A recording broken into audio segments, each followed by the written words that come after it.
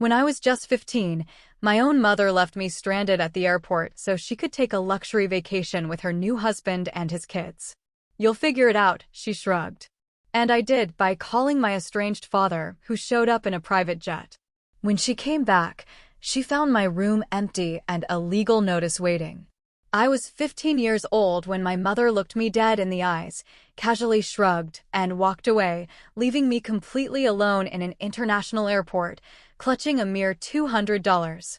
It felt like the most devastating betrayal imaginable, but what I didn't know then was that her abandoning me would actually be the catalyst for uncovering a lifetime of lies and finally finding my true family. And, trust me, you'll definitely want to stick around to hear what happened when she returned home to find my room completely, utterly empty. Growing up, my earliest memories with my mom were actually really happy. I remember weekend trips to the park, her pushing me on the swings until my stomach felt like it was flying. She even baked me a lopsided chocolate cake for my 6th birthday. We didn't have much, but we had each other, and that felt like enough. Until I was 8. One day, I came home to my parents sitting stiffly on the couch, the air thick with something I couldn't understand. They told me they were getting a divorce, just a vague, "sometimes adults stop loving each other."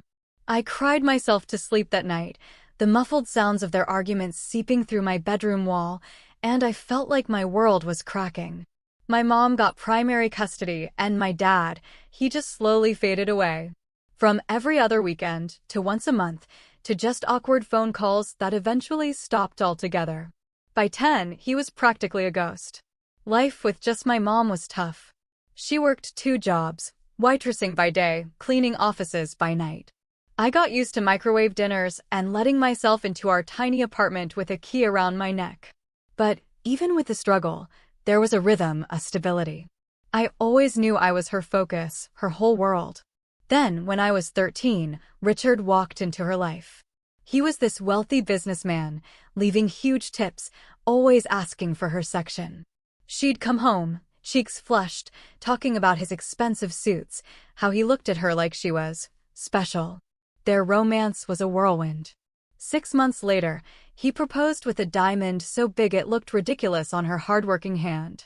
And before I could even process having a stepfather, we were packing up our life and moving into a sprawling suburban mansion. Seriously, this place had a pool, a home theater, more bathrooms than I could count.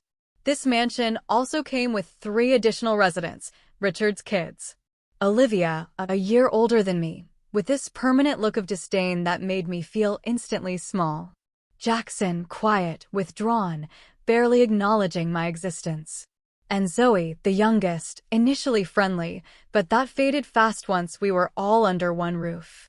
Right from the start, it was painfully clear I didn't fit. Richard was polite, but his genuine smiles, his real affection, were strictly for his children. Family dinners became an exercise in awkwardness, all talk of private schools, country clubs, vacation homes, a world I knew nothing about. My comments about school or books met with polite nods before they'd pivot back to Olivia's tennis, Jackson's debate club, Zoe's piano recitals. But the worst part? Watching my mom change. The woman who'd clipped coupons, shopped clearance racks, now she was talking designer brands, exclusive restaurants. She even started coloring her hair, whitening her teeth, and laughing uncomfortably as she called our old life the struggle years whenever Richard's friends were around. It felt like she was shedding her old self, and with it, every piece of herself connected to me. I tried so hard to fit in with the step-siblings. Offered to help Olivia with homework, complimented Zoe's art, asked Jackson about video games. I was met with cool politeness at best, outright rejection at worst. I'll never forget overhearing Olivia on the phone, telling her friends that her dad's new wife came with baggage. She meant me. Summer rolled around, and Richard dropped the bombshell, a family vacation to Bali. 2 weeks at this exclusive resort, private villas, personal butlers, the whole 9 yards. Even with the growing distance between us, a surge of excitement hit me. Maybe this was it, our chance to finally bond, away from the everyday pressures. But my hopes immediately plummeted when my mom took them, Richard's kids, shopping for new vacation clothes, and just didn't include me. When I asked why, she just casually said I had plenty of clothes already. Mine were all from our old life, but whatever. I ended up blowing my babysitting money on a modest one-piece swimsuit, totally overshadowed by Olivia and Zoe's designer bikinis. Then, a week before the trip, I overheard my mom and Richard talking in their bedroom, the door slightly ajar. "What about arrangements for Blanche?" Richard asked, his voice low. "All taken care of," my mom replied, and her dismissive tone made my stomach absolutely clench. "She won't be a problem." When I questioned her later, she just brushed it off with a breezy, "Just trip details, honey, nothing for you to worry about." The morning of departure arrived, a whirlwind of chaos and excitement. Suitcases were being loaded into Richard's luxury SUV. But I noticed my passport wasn't with the travel documents. My mom just mumbled something about having it in her purse and rushed me along. Looking back, the signs were everywhere. The way she avoided my gaze on the drive. How no one discussed my seat on the plane. My suitcase, mysteriously smaller than everyone else's. But I was 15, desperate to believe I belonged, so I pushed down the alarm bells. The international terminal was a madhouse. Richard, my mom clinging to his side, led the way. Olivia, Jackson, Zoe, all bright with anticipation. I trailed at the back, wrestling my small bag. At check-in, Richard handed over the passports. 5 of them. Not 6. A cold knot formed in my stomach as boarding passes were handed out, one for everyone but me. "Excuse me," I managed, stepping forward.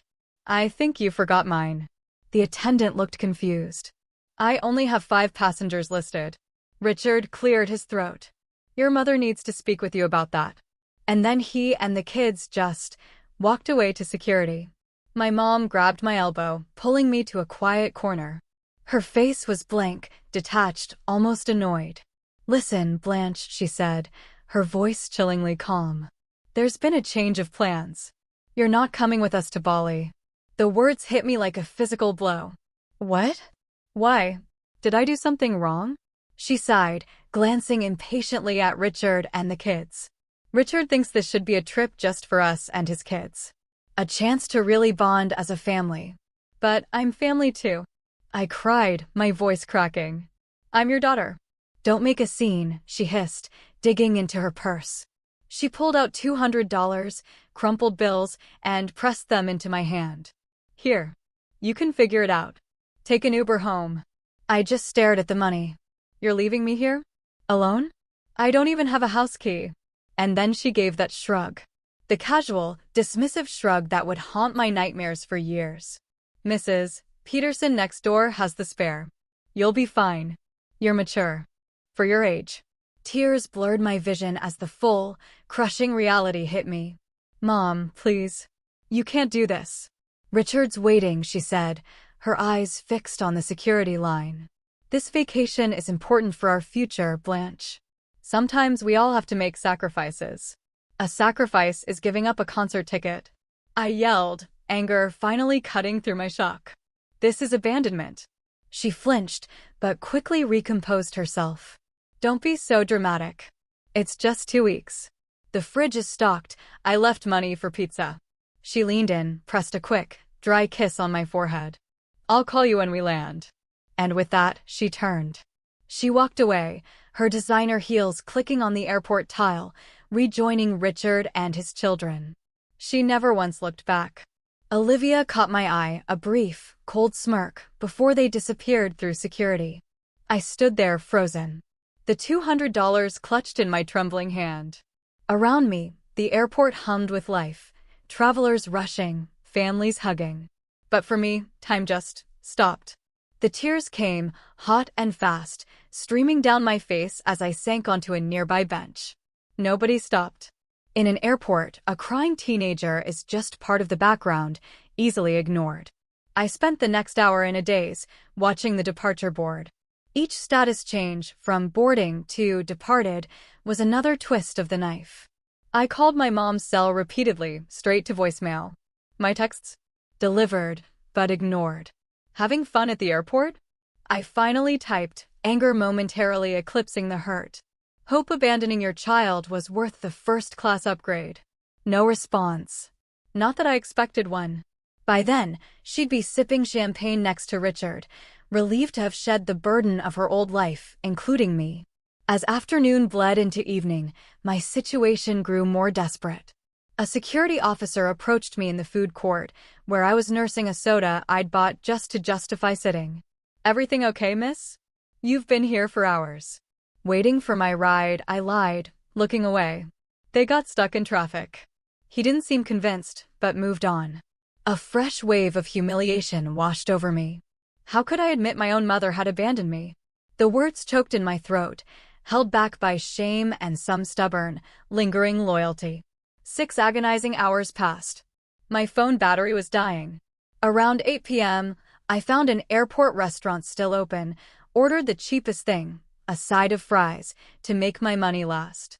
The server, Gloria, had these kind eyes. She brought my food, then paused, really looked at me. "You okay, honey? You look like you've been crying." I tried to smile, but it felt more like a grimace. "I'm fine, just a long day." She didn't push. A few minutes later, she returned with a chocolate milkshake I hadn't ordered. "On the house," she winked. Whatever's going on, sugar and chocolate never hurt. Her simple kindness almost broke me. I thanked her, a lump in my throat, and scrolled through my contacts, desperately looking for anyone who might help. The list was depressingly short. Most of my old friends had drifted away after the move, and I hadn't made many new ones in Richard's fancy neighborhood. I tried 2 of my mom's old friends.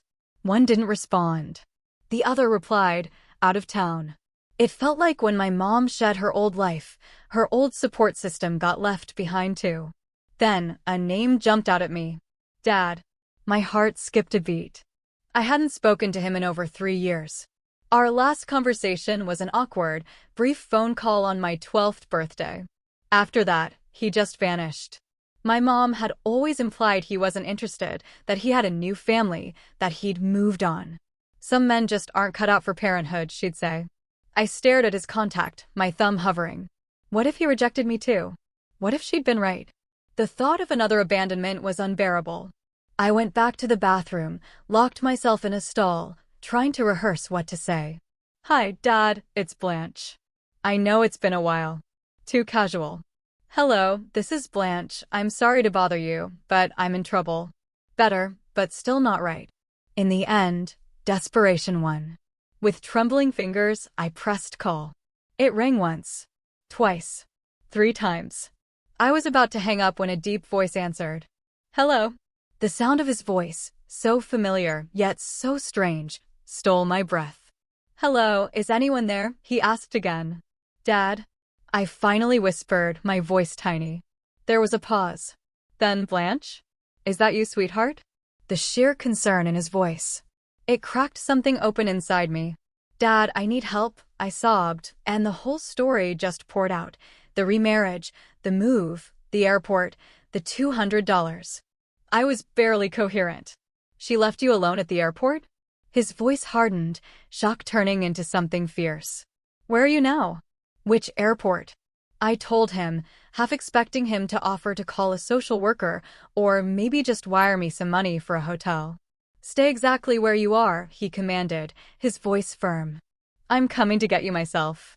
It'll take about 3 hours. Can you stay safe until then?" "You're coming here?" I asked, disbelief thick in my voice. "You don't have to do that. Maybe you could just help me get home." "Blanche," he interrupted, "I'm coming to get you. Find the customer service desk for your mother's airline. Tell them your situation. I'll call ahead and make sure they take care of you until I arrive." After he hung up, I stayed in that stall, just processing. My father, the one I thought wanted nothing to do with me, was dropping everything to rescue me. It seemed too good to be true. A lifetime of disappointments had taught me to be wary of hope. Still, I followed his instructions. Approached the customer service desk, heart pounding. To my absolute shock, the airline staff were immediately sympathetic. They escorted me to a private waiting area, brought me a sandwich and juice, and promised to keep an eye on me. "Unfortunately, this happens more often than you'd think," the manager quietly told me. Parents changing plans last minute, leaving kids to fend for themselves. The 3-hour wait felt like an eternity. I bounced between hope, fear, and sheer exhaustion. What if he didn't show? What if he did, but resented having to rescue me? What if this was just another setup for rejection? My mind drifted back to the few memories I had of him before the divorce. His steady hand teaching me to ride my bike, reading bedtime stories, the joy on his face when he built me a dollhouse for Christmas. If he loved me, why had he disappeared? Why hadn't he fought harder? The questions swirled. Just as I was finally dozing off, a voice over the PA system, "Attention, please. Will Blanche Williams please come to the information desk?" My heart leaped. I grabbed my small suitcase. An airline employee came to escort me, but instead of the main terminal, we went through a series of corridors, past security checkpoints, until we reached what looked like a private terminal. "Your father's arranged to meet you here," the employee explained, pointing toward glass doors leading to the tarmac. And that's when I saw it. A sleek private jet, stairs descending from its door. And walking down those stairs was a tall man in a business suit. His profile so familiar, yet so foreign. My breath caught. Dad looked different. His dark hair now streaked with silver, a new kind of confidence in his posture. But his eyes, when they finally met mine, they were exactly as I remembered, kind, crinkled at the corners. For a moment, we just froze, taking each other in. Then he strode forward, closing the distance in seconds. He stopped just short of embracing me, uncertainty etched across his face. "Blanche," he said, his voice thick with emotion. "I can't believe it's really you." I didn't know what to do, what to say. Part of me wanted to throw myself into his arms like the little girl I used to be. But the wounded teenager, abandoned by both parents, held back. He seemed to sense my hesitation. "I'm so sorry," he said quietly. "For everything. For not being there. For not fighting harder to stay in your life." Something in his raw sincerity finally broke through my defenses. The tears I thought were long gone returned with a new, furious force. "She said you didn't want to see me anymore," I choked out. "That you'd moved on." His face darkened. "That was never true. Not for a single day." He opened his arms, tentatively, and this time, I didn't hesitate. I stepped into his embrace, letting out years of pent-up grief against his shoulder.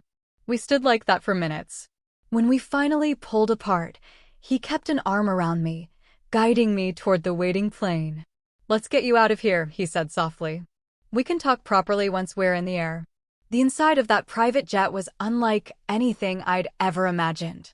Plush leather seats, polished wood, soft lighting. A flight attendant offered me drinks and snacks. As we settled in, facing each other, I couldn't help but stare. "Is this your plane?" He smiled, a hint of embarrassment. "Technically, the company's. I'm the CEO of Horizon Tech now." "CEO?" I gaped. My mother had always painted him as financially struggling, barely making child support. "It's been a successful few years," he said simply. Then he leaned forward, his expression turning serious. "Blanche, you need to know something. I've been trying to contact you for years. Birthday cards, Christmas gifts, phone calls, all of it. When your mother remarried and moved, I completely lost track. I hired private investigators who couldn't find you. I filed motions with the court that were always lost or delayed." My mind reeled. "She kept you away from me. On purpose." He nodded, pain in his eyes. "I've been sending child support and additional money every month since the divorce." "Money you never saw, I take it."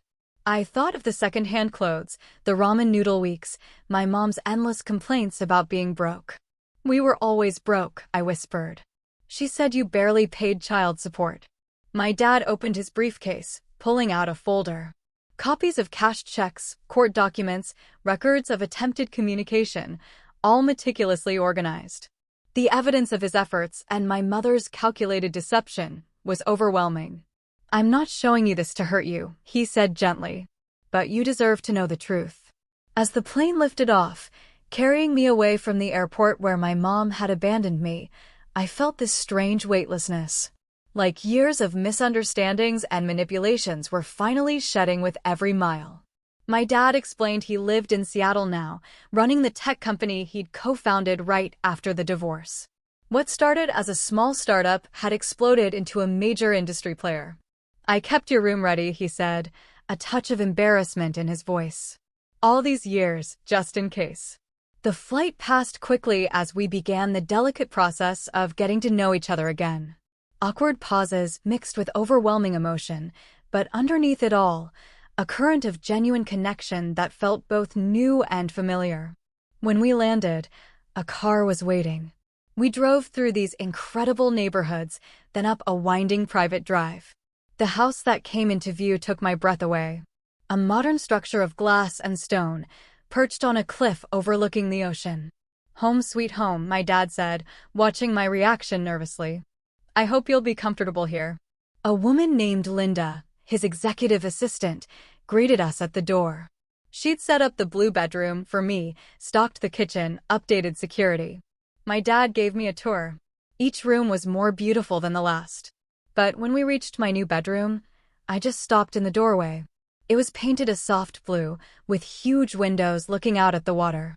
A plush queen-sized bed, a desk, a reading chair by the window. But on the dresser. Are those? I couldn't even finish the question. My dad nodded, his expression so tender. Birthday and Christmas presents. Every year since I lost contact with you, I couldn't deliver them, but I couldn't bear not to buy them. Gifts, all still in their original wrapping, arranged chronologically. And next to them, a photo album, simply labeled Blanche. With trembling hands, I opened it. School pictures my mom must have sent early on. A newspaper clipping about an academic award I got in 6th grade. Even a blurry photo taken from a distance of me leaving my old school. You really did try to stay in my life, I whispered, the reality finally, truly sinking in. Every single day, he replied, his voice rough with emotion. That first night in my new home, we ordered in, too exhausted to cook. The conversation flowed more easily as my guards came down. For the first time in years, I felt seen, heard, my thoughts valued. As I finally crawled into that impossibly soft bed, I had one last conscious thought. Maybe being abandoned at the airport wasn't the ending I'd feared, but the beginning I'd always needed. I woke up disoriented the next morning, but the events of the previous day came rushing back. The room was even more beautiful in the morning light. After a shower in the ensuite bathroom, complete with a rainfall showerhead, I ventured downstairs. My dad was in the kitchen, valiantly attempting pancakes. Good morning, he said, gesturing sheepishly at a misshapen pancake. My cooking skills haven't improved since you were little. A memory surfaced. Sunday mornings, his lopsided, sometimes burnt pancakes, always served with so much pride. I remember your pancakes, I said, sliding onto a stool. You used to make smiley faces with chocolate chips. His face lit up. You remember that? You were so young. Some things stick with you, I replied. Despite their appearance, the pancakes were good. The simple normalcy of it all eased the awkwardness. After breakfast, my dad gave me a proper tour of the expansive grounds, gardens leading to a private beach. Then he said, I have some people I'd like you to meet today, if you feel up to it. An hour later, I was sitting across from Judith Bennett, a distinguished family law attorney. What your mother did constitutes abandonment under the law, she explained, her tone professional but kind. Leaving a minor without proper care is illegal. And there's clear financial misconduct regarding your father's child support payments. I shifted uncomfortably. I don't want to get my mom in trouble. You just want to be safe and secure, Judith finished for me. I understand. But we need to establish legal protection, especially if you want to stay with your father. My dad leaned forward. Blanche, the choice is yours, but I'm prepared to seek full custody if that's what you want. The idea was terrifying. And liberating. Can I really choose? You're 15, Judith said. The court gives significant weight to the preferences of children your age, especially in cases of abandonment or neglect. After Judith left, my dad showed me his office, where he'd meticulously documented every attempt to contact me. Court filings for visitation, records of unanswered calls, even emails to my old school. She threatened legal action if I tried to contact you directly, he explained, showing me a letter from my mom's attorney. She claimed I was harassing her. Each revelation was another piece of the puzzle, completing a picture of deliberate, calculated separation. My heart ached. Why would she do this? Just to keep you away from me. My dad sighed. I think it was more complicated. After the divorce, your mother struggled financially, which was partly my fault. My career hadn't taken off yet. But when the company succeeded and my financial situation improved dramatically, it was easier for her to maintain the narrative that I was uninvolved than to explain why she'd kept us apart. 2 days later, as I was tentatively settling in, my phone buzzed. It was my mom. Her name flashed on the screen, a maelstrom of emotions paralyzing me. You don't have to answer, my dad said gently. I let it ring. Voicemail. A minute later, the notification. With trembling fingers, I pressed play, putting it on speaker. Blanche, honey, there seems to have been a terrible misunderstanding. Her voice, falsely bright. I thought you understood the plan was for you to stay home during our trip. Richard felt it would be good for you to have some independence, and I agreed. I didn't abandon you, sweetie. That's such a harsh word. The blatant rewriting of reality made my stomach churn. No plan. No discussion of independence. Just a lie. Classic, my dad muttered, shaking his head. She hasn't changed. I didn't call back. Instead, supported by my dad and Judith, I made the decision. I was staying in Seattle, permanently. Judith immediately started the custody change process. A week after I arrived, my dad and Judith suggested it was time to retrieve my belongings from my mom's house. She was still in Bali, so it was the perfect, confrontation-free window. You don't have to come, my dad assured me. I can handle it with the legal team. But I knew I had to. It was a necessary step, a way to close that chapter. I want to go, I said firmly. There are things there that matter to me. We planned it like a military operation. Flights booked, legal documents ready, a moving company engaged. As the date approached, I found myself drafting and redrafting a letter, trying to find words to express the depth of her betrayal, my decision to forge a new path. 3 days before my mom was due back, my dad, Judith, her assistant, and I arrived. Using my old key, I opened the front door. The house was exactly as we'd left it, eerily silent. Walking in felt disorienting, like I was seeing it through new eyes. The photos on the walls, I noticed for the first time, were almost entirely of Richard and his children, my mom occasionally included. No pictures of me. None of me with her. Where's your room? My dad asked quietly, his hand a comforting presence on my shoulder. I led him upstairs, to the smallest bedroom at the end of the hall, the furthest from the master suite. It was modest, impersonal, nothing like the step-siblings' indulgent spaces. This was your room. My dad's voice held a note of disbelief. It's fine, I said automatically, the defensive response ingrained after years of being told to be grateful. His expression softened. No, sweetheart. It's not fine. You deserved better. With the mover's help, we started packing. Clothes, books, school supplies. I was selective, leaving behind gifts from my mom or Richard, taking only what truly belonged to me or held sentimental value. As I cleared my desk drawers, I found a box of keepsakes I'd almost forgotten, pushed to the back. Photos from before the divorce, a few birthday cards from my dad from those early years, the small teddy bear he gave me on my 5th birthday. You kept these, he said, his voice thick with emotion when I showed him. I never really believed she was telling the truth about you not caring, I admitted. Not completely. Then, in my closet, behind a row of shoes, I found something that made my blood run cold. A stack of envelopes, bound with a rubber band, all addressed to me in my dad's handwriting. My hands shaking, I opened the first. A heartfelt birthday card for my 13th birthday, with a gift card still inside. And used. One by one, I opened them. Evidence of my dad's relentless efforts to stay in my life, efforts my mom had deliberately, cruelly hidden. Cards for every birthday, every Christmas. A letter explaining his new address, his phone number. Photos of him at his company. A note hoping I'd visit someday. She kept all of these from me, I whispered, tears streaming down my face. All this time, I thought you'd forgotten about me. My dad pulled me into a tight embrace. Never. Not for a single day. As the movers worked, I wandered into my mom's home office, needing to understand why she'd done this. Judith had advised I could take any personal documents related to me.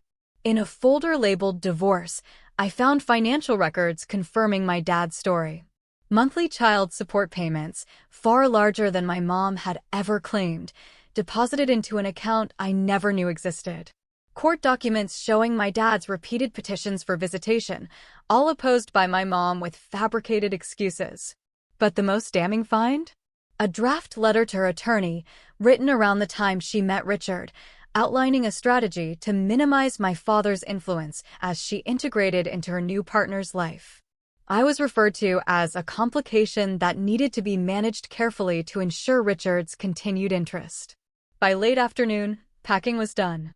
As the last boxes were loaded, I sat at my now empty desk and wrote the letter I'd been composing in my head for days. Dear Mom, it began. The formality of mother felt too distant, the warmth of mommy impossibly out of reach. I poured out my feelings of betrayal, not just the airport abandonment, but years of being made to feel like an inconvenience. I explained about finding the hidden letters, the financial records, about knowing the truth of her systematic campaign to keep my father from me. I am choosing to live with Dad now, I wrote near the end. Not as revenge, but because I deserve to be somewhere I am wanted and valued. I hope someday you will understand the damage your choices have caused, not just to me, but to yourself. Despite everything, I don't hate you. But I need to love myself enough to leave. I placed the letter on the stripped mattress of my old bed, the white paper stark against the bare blue sheet. As a final touch, I left the house key beside it, a symbolic relinquishment of my place in that household. Walking out of that house for the last time, I felt a complex mix of grief, relief, and fierce resolution. My dad waited by the car. All done, he asked. I just nodded, a lump in my throat. He understood, opening the car door without further questions. As we drove away, I didn't look back. I looked forward. Toward the future I was now free to create. 3 days later, my mother returned from Bali. Within hours, my phone exploded. A barrage of increasingly frantic messages. Where are you? Why is your room empty? Call me immediately. Blanche, this is not funny. Come home right now. I just spoke to your father's lawyer. How could you do this to me after everything I have done for you? Please come home, sweetie. We can work this out. I miss you. The messages cycled through anger, manipulation, and false contrition in a predictable, infuriating pattern. My dad and Judith advised me not to respond until the legal proceedings were further along. A week after her return, my mother showed up unannounced at my dad's house. The security system alerted us. Her luxury SUV on the monitor, her hand repeatedly pressing the intercom. You don't have to see her, my dad assured me. We can have security turn her away. But I knew this confrontation was inevitable. Necessary. I'll talk to her, I said, but I want you and Judith there. My mom's face when the front door opened was a roadmap of conflicting emotions, relief at finding me, battling outrage at the situation. She was in an expensive sundress, designer sunglasses pushed into her perfectly highlighted hair, the picture of affluent suburbia. Blanche, thank God, she exclaimed, stepping forward, arms outstretched as if to embrace me. I instinctively took a step back, and her arms dropped. What is going on? Why did you leave? Why are you with him? That last word, laced with venom, made me flinch. Perhaps we should continue this conversation inside, my dad suggested, his voice calm but firm.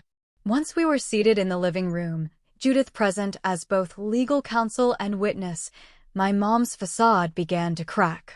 Her eyes darted around the beautiful space, taking in the obvious wealth. So this is what this is about, she said with a brittle laugh. He's lured you away with promises of luxury. I should have known. That's not why I'm here, I replied, struggling to keep my voice steady. I'm here because you abandoned me at an airport. I'm here because you've been lying to me about Dad for years. I'm here because I found all the letters and cards you hid from me. Her expression faltered, then hardened. You went through my private things. How dare you? They were addressed to me, I countered. They were mine to read. You're 15 years old, she snapped. Everything under my roof belongs to me, including your correspondence. I was protecting you from his inconsistency, his broken promises. My dad, who had been silently observing, finally spoke. There were no broken promises, Karen. Only your systematic efforts to erase me from our daughter's life. You have no right to judge me, she hissed. You have no idea what it was like raising her alone while you were off becoming a millionaire. I sent child support every month, he replied evenly. Far more than the court ordered. Money you apparently spent on yourself while telling Blanche you were struggling. My mom's face flushed. That is a lie. I sacrificed everything for her, including abandoning her at an airport so you could vacation with your new family, Judith interjected, her professional tone making the accusation even more damning. For a moment, my mom seemed to lose her words. Then her eyes narrowed as she turned back to me. I didn't abandon you. I gave you an opportunity for independence. If you had just gone home as instructed, none of this drama would have been necessary. The blatant rewriting of reality made my chest tight with furious anger. You left me alone at an international airport with $200 and no house key. You didn't tell me to go home until you were walking away. You didn't answer my calls or texts. How is that an opportunity? You're twisting what happened, she insisted, though her voice had lost some conviction. My dad leaned forward. Karen, we have security footage from the airport. We have witness statements from airline staff. And we have the text messages you sent Blanche after the fact trying to cover your tracks. The color drained from my mother's face. You're building a case against me. You want to take my daughter and throw me in jail, too, after everything we meant to each other. This isn't about punishment, Judith explained. This is about establishing what's in Blanche's best interests going forward. She has expressed a clear desire to live with her father, and given the circumstances, the court is highly likely to honor that wish. My mother's composure crumbled entirely. Tears streamed down her face as she turned to me. Blanche, please. I made a mistake. I was wrong. But you can't leave me for him. We are a family. We stopped being a family when you decided Richard and his children were more important than me, I said quietly. Maybe even before that, when you started lying about Dad. It wasn't like that, she protested weakly. Then what was it like? I asked. Help me understand why you would hide Dad's letters, lie about child support, and then abandon me for a vacation. She opened her mouth, then closed it again, unable to formulate a justification even she could believe. Finally, she whispered, Richard thought it would be better if you stayed home. He said the resort was really for adults and his children, who were used to that lifestyle. I was afraid of losing him. The raw honesty was somehow more painful than her earlier manipulations. So, you chose him over me. I chose financial security, she countered. Do you have any idea what it's like to be a single mother with no money? Richard offered us a better life. He offered you a better life, I corrected. I was just excess baggage. Before she could respond, the front door burst open. Richard himself strode in, his face tight with anger. Karen, this has gone on long enough. Get in the car now. My dad immediately stood up. How did you get past security? Richard ignored him, his focus on my mom. I told you not to come here. You're just making things worse. Our lawyer said not to have any contact. My mom seemed to shrink under his gaze, her brief moment of honesty evaporating as she reverted to the compliant wife. I just wanted to see Blanche. And now you have, he said dismissively. Let's go. As my mother rose to follow him, I called after her. Is this really what you want, Mom? Someone who treats you like a child and me like an inconvenience. She paused, conflict warring in her expression. But Richard took her elbow firmly. The car, Karen. Now. The last image I had of my mother that day was her back, walking away. Just like at the airport. But this time, I wasn't the one being left behind. In the aftermath, my dad's legal team immediately filed for a restraining order after Richard tried to storm the property again the next day. The court granted it, and a temporary custody arrangement was put in place.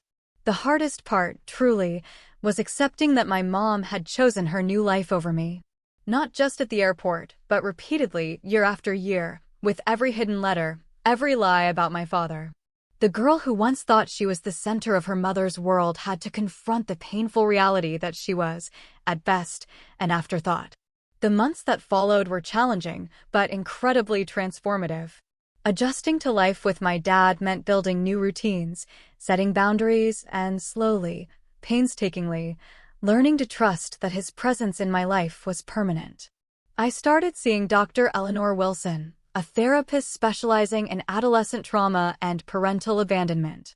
Our weekly sessions became this safe space to process the complex emotions, the anger, the grief, the relief, even the guilt. "What you're feeling is entirely normal," Dr. Wilson assured me. "Anger, grief, relief, guilt, they can all coexist. Healing isn't linear." With her guidance, I began to understand that my mom's actions reflected her own brokenness, not my worth. It didn't excuse what she did, but it helped me carry the burden with less self-blame. "People who are whole don't abandon their children," Dr. Wilson explained. "Your mother's choices speak to her limitations, not yours." My dad enrolled me in Westlake Academy, one of Seattle's top private schools, for my sophomore year. The transition was both exciting and intimidating. After years of being an outsider, I was so wary of forming new connections. But to my surprise, I actually made genuine friends. Zoe and Aiden, twins who shared my love of literature, adopted me into their group with an ease that almost felt suspicious at first.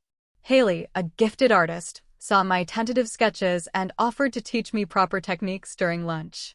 Slowly, I started lowering my defenses, letting these new friends see the real me. "You're different from when you first came here," Zoe commented one afternoon. "Less guarded."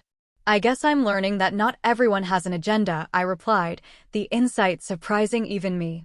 Building a relationship with my dad was this delicate dance of rediscovery. We were getting to know each other as adults, while also reconciling memories of who we'd been. Sometimes the past and present aligned perfectly, like when he remembered my childhood love of stargazing and installed a telescope on the deck. Other times, the years of separation created unexpected gaps, moments of disconnect that reminded us of all we'd missed. "I wish I had been there for your first day of middle school," he said one evening, looking through old photos. "Your science fair projects, your first crush." "We can't get those years back," I told him, surprising myself with the role reversal, me comforting him. "But we have now. And the future." He squeezed my hand, his eyes suspiciously bright. "When did you get so wise?" "Trauma has its benefits," I joked, the dark humor a sign of my gradual healing. 6 months after I moved in, the court granted my dad full legal custody. My mom, represented by an expensive attorney Richard had hired, fought it initially, but eventually had to agree. Judith had presented such overwhelming evidence of abandonment and financial misconduct that the judge ordered my mom to repay the misappropriated child support funds and established a structured visitation schedule that would only begin after I completed a certain number of joint therapy sessions with her. Honestly, it was more consideration than she deserved, in my opinion. But my dad gently reminded me that maintaining some relationship, even a difficult one, might be important for my long-term emotional health. "You can be angry with her, even hate what she did, without severing the connection completely," he advised. "But the choice is ultimately yours. I'll support whatever you decide." I agreed to the joint therapy. The first few sessions were excruciating. My mom vacillated between tearful apologies and subtle attempts to justify herself. Her narrative shifted from outright denial to framing it as a misguided attempt to please Richard, as if that somehow made it less damaging. "I just wanted us to have security," she'd repeat often. "I was afraid of ending up alone and broke." "So you made sure I ended up alone at an airport instead," I responded during one particularly tense session. Over time, I established firm boundaries. I wouldn't return to live with her. I wouldn't pretend the past hadn't happened. I wouldn't let her rewrite our history to ease her guilt.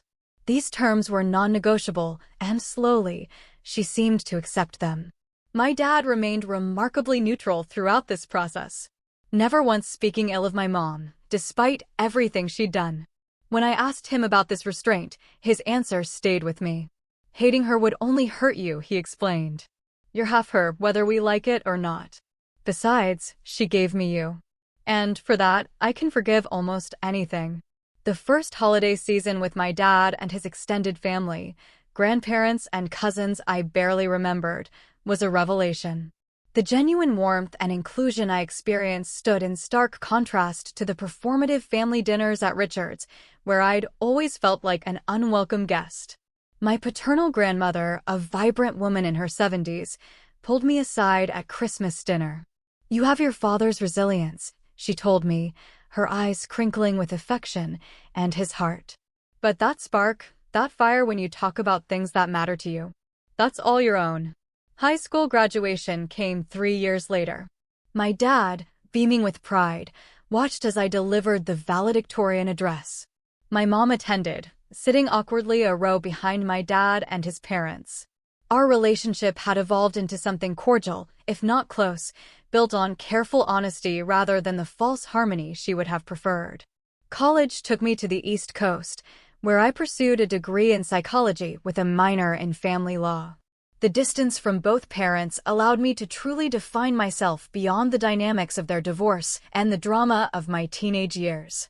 I discovered passions and strengths I might never have recognized if my life had continued on its previous path. In my junior year, I interned with a nonprofit organization supporting children of divorce, using my own experience to help others navigate similar challenges.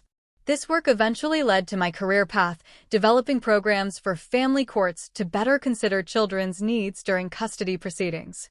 The journey toward forgiveness was long and nonlinear. Some days, the memory of my mother's casual shrug as she abandoned me at the airport still had the power to steal my breath. Other days, I could acknowledge her humanity, her flaws, her limited capacity, with compassion rather than bitterness. Forgiveness doesn't mean what happened was okay, my therapist had explained years earlier. It means you're choosing not to let it consume your future. On my 20th birthday, I wrote my mother a letter expressing this hard-won understanding. "I have learned that people can only give what they have within themselves to give," I wrote. "Your capacity for unconditional love was damaged long before I came along. Recognizing this has freed me from expecting what you could never provide."